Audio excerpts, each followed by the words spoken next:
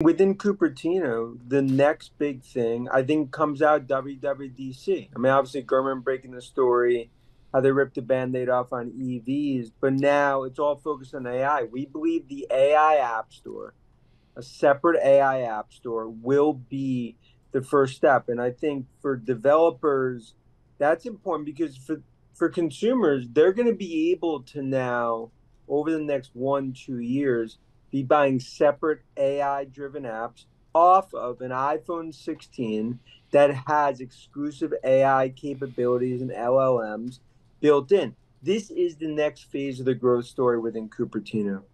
So, Dan, I mean, I think what we've seen, and you've certainly explained it to us very well over the years, that Apple doesn't feel the need to be first, even in iPhones, for example. They just need to come in with the best and most elegant product. Is that kind of the strategy we're seeing with AI? They're certainly not first, they're certainly not leading edge, but do you fully expect them to have a play here, an angle? Look, I mean, there's 2.2 billion reasons. I mean, that's the amount of iOS devices. For them, they don't have to be first because they have a golden install base that's unrivaled. And clearly, right now, I mean, sentiment's negative on Apple out there. And I believe what the street's missing is going to be this renaissance of growth, not just AI into the Apple ecosystem, but I think it's going to spawn just more and more upgrade opportunities we go into the next, call it 12, 18 Yep. months. And that's going to be huge for the sum of the parts. Keen talked about AI in terms of NVIDIA and Microsoft, but now it's the second, third, fourth derivatives of this AI revolution that hit. So, Dan, you're in Asia as we speak. What's the feeling there about China and Apple, and as an end market for Apple products going forward there? Because as you are well aware, that's probably the big issue for the stock right now.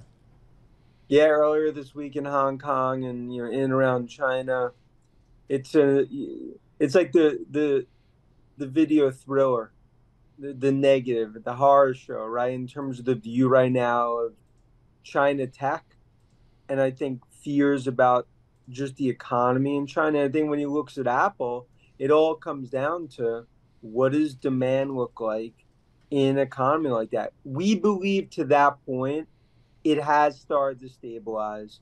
I believe the street's factoring in a lot more negative than we're seeing here. I think the overall sentiment right now is basically anything but China and you own US tech, the AI revolution. No one wants to be outside the bar at Right. 10 p.m. when it goes till Okay. 4 a.m. I'm going to talk with Paul Sweeney on this, and then we're going to go to Dan Ives. I want to hear from both of you on this.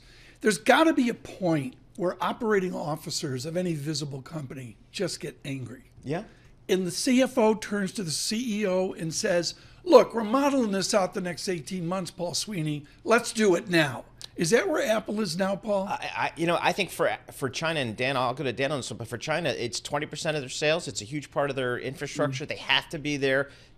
Tim Cook is over there all the time trying to make it work here. So, Dan, I mean, is there a scenario where China is not, a critical market for Apple?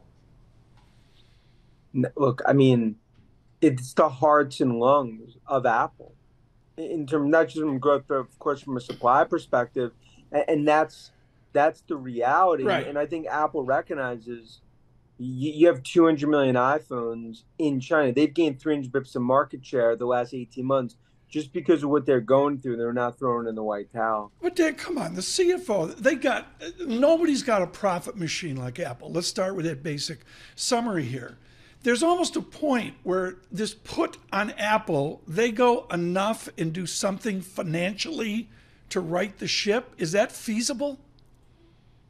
Look, I think for anything's possible. In other words, like all options are on the table in terms of where they can navigate things. And for Apple right now, they are in just a massive position of strength because of the install base.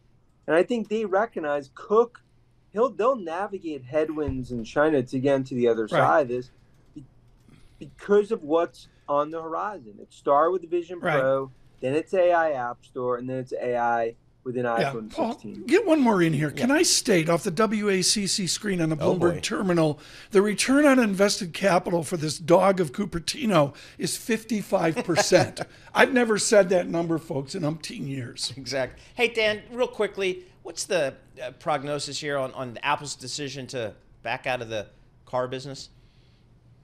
I think that was just writing was on the wall. They had to rip the Band-Aid off, focus on AI. I mean, obviously, a decade lost, but for them, you can't keep putting good money after bad. They got to focus on AI. This is no different than Zuckerberg and Meta, taking away from Metaverse, going toward AI. It's the smart move. They needed to do it, and look, it was a painful learning lesson, I think, for Cook.